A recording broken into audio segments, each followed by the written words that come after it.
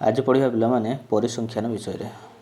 चलो प्रथम जानिबा पिलामाने देख पूर्व श्रेणी रे तुम्हें माने परिसंख्यान विषय अर्थात तथ्य संग्रह यथा तथ्य गुड़िकर सफल उपस्थापन संबंध में तुम्हें माने पढ़ीच। तथ्य को नहीं बारंबारता वितरण सारणी प्रस्तुत करिछ, राशिकृत बारंबार निर्णय करिछ, तथ्यावलीर संभाग विषय जानिछ, आ तथ्यावलीर लेखचित्र परिप्रकाश मध्य जानिछ।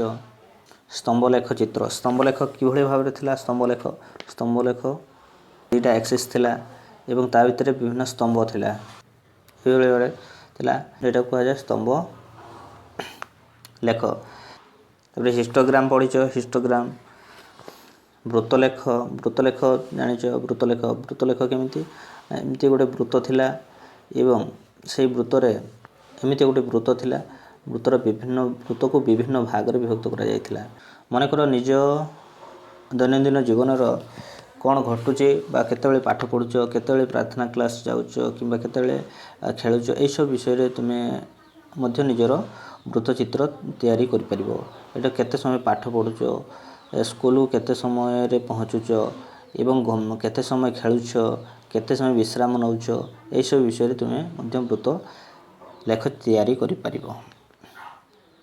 चित्रलेख, स्तंभलेख, हिस्टोग्राम एई गुडा को तुमे पूर्व क्लास रे जानिछ। वर्तमान जानिबा हिस्ट्रिकल बैकग्राउंड बा ऐतिहासिक पृष्ठभूमि। परिसंख्यान इंग्रजी शब्द हेउछि स्टैटिस्टिक्स, माने परिसंख्यान को इंग्रजी रे हमें स्टैटिस्टिक बोली कहि थाउ। एही शब्दर अर्थ लैटिन शब्द स्टैटस अथवा इटालीय शब्द स्टैटिस्टारू उद्भव होइछि। उपरिस्थ प्रत्येक शब्दर अर्थ हेउछि कोन राजनैतिक अवस्था।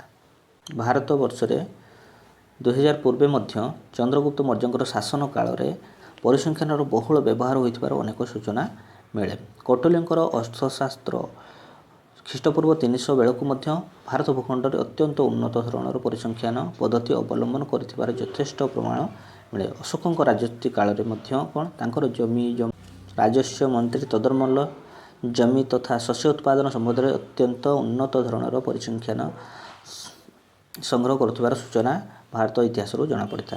राज्य शासन रे परिसंख्यानर प्रभुत्व व्यवहार जो यही विषय को आम राजकीय विज्ञान बोली कह जाए किंबा साइंस ऑफ किंग मध्य कह जाए। पिला माने एबे जानिबा स्टैटिस्टिक रो जन्मदाता किए बा फादर ऑफ स्टैटिस्टिक किए सर रोनाल्डो प्रथमे परिसंख्यानर व्यवहार परिसर को बहु परिमाण रे बढ़ाई थिबारो तांको परिसंख्यानर जन्मदाता बा फादर ऑफ स्टैटिस्टिक बोली आख्या दिया जाए। परिसंख्यान को कौ क्षेत्र में बा कौटी व्यवहार करा जाए।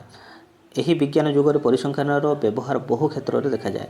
कृषि, शिल्प, स्वास्थ्य, शिक्षा, शासन आदि क्षेत्र में परिसंख्यान बिना कौनसी निर्दिष्ट सिद्धांत में पहुँचवा संभवपर नुहे। प्रत्येक खबर कागज पृष्ठारे मध्य परिसंख्यानगत विभिन्न तथ्य परिप्रकाश पाउथिबार देखा जाए। परिसंख्यानर संज्ञा विषय में वर्तमान जानिबा। परिसंख्यानर विभिन्न संख्या मानक मध्यरु कैरेक्टर्स काउडेंक द्वारा प्रदत्त संज्ञा सर्वोत्कृष्ट विवेचित हुए। संज्ञाटी है कौन ना सांख्यिक तथ्य संग्रह, यार विश्लेषण और व्याख्या संबंधी विज्ञान ही परिसंख्यान बोली कहा जाए। यही उक्तिर अर्थ निम्नस्थ उदाहरण स्पष्ट हेबो।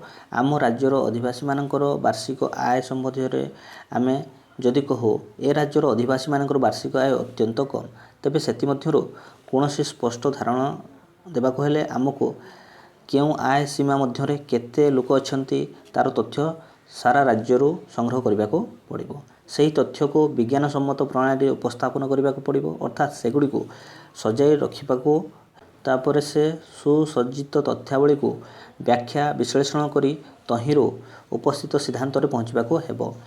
उपरोक्त पर्याय मानक मध्य दे कोनोसी सिद्धांत रे उपनीत हेबाको ही परिसंख्यान बोली कहा जाए। तथ्य बा डाटा। तथ्य कहले आमे सांख्यिक तथ्य बोली बुझिबा।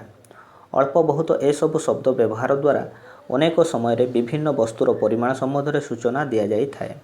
मात्र सही शब्द गुड़िक माध्यम रे परिमाण संबंध रे कोनोसी स्पष्ट धारणा मिले नाही। अन्य पक्षरे संख्या माध्यम रे प्रकाशित हेले परिमाण संबंध रे स्पष्ट धारणा मिली थाए।